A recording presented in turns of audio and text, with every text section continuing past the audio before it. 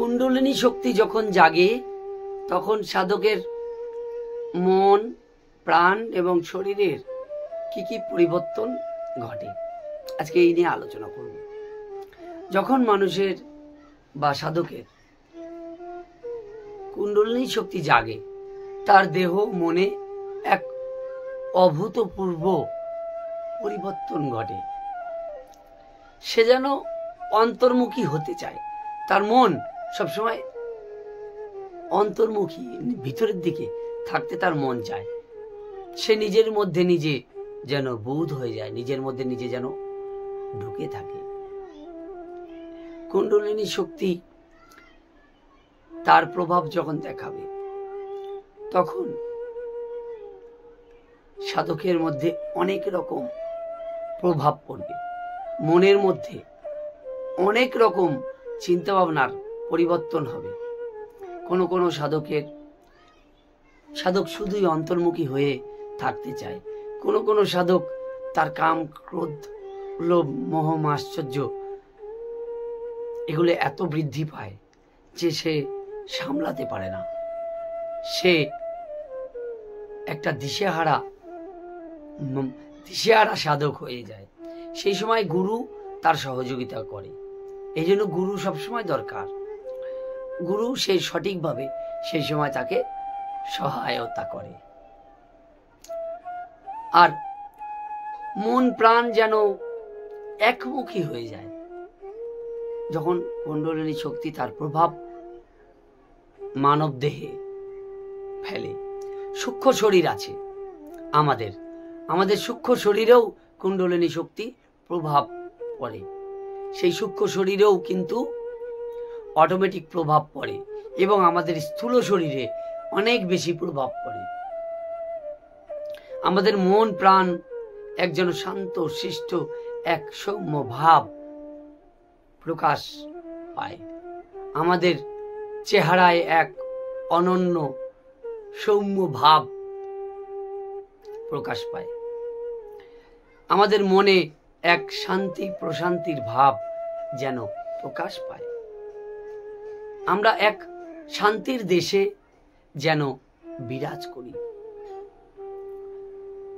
সেই সময় সাধকের এক দিব্য অনুভব হয়। সাধকের অনেক রকম দিব্য অনুভবই হয়। এক একজন সাধকের এক এক রকম দিব্য অনুভব হয়। কেউ কেউ দিব্য গন্ধ অনুভব করে, কেউ দিব্য ধ্বনি শুনতে পায়, কেউ মধুর বাঁশুরি শুনতে পায়, কেউ ঝুমুরের শব্দ শুনতে পায়, কেউ ওমকার ধ্বনি শুনতে পায়। এক একজন সাধক এক এক রকম। এক একজন সাধক সুন্দর গন্ধ, মনে হচ্ছে কি সুন্দর ফুলের সুবাস যেন চারিদিকে ছড়িয়ে আছে।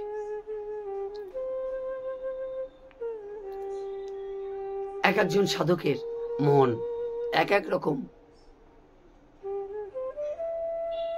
অনুভব প্রাপ্ত হয়।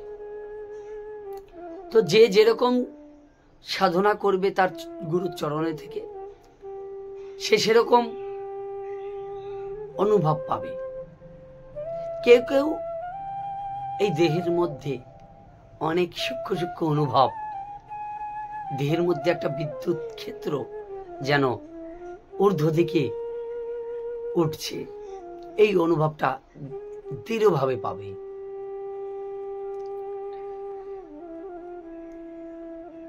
কেউ কেউ অনেক সাধনার দিব্য দৃশ্য দর্শন করে।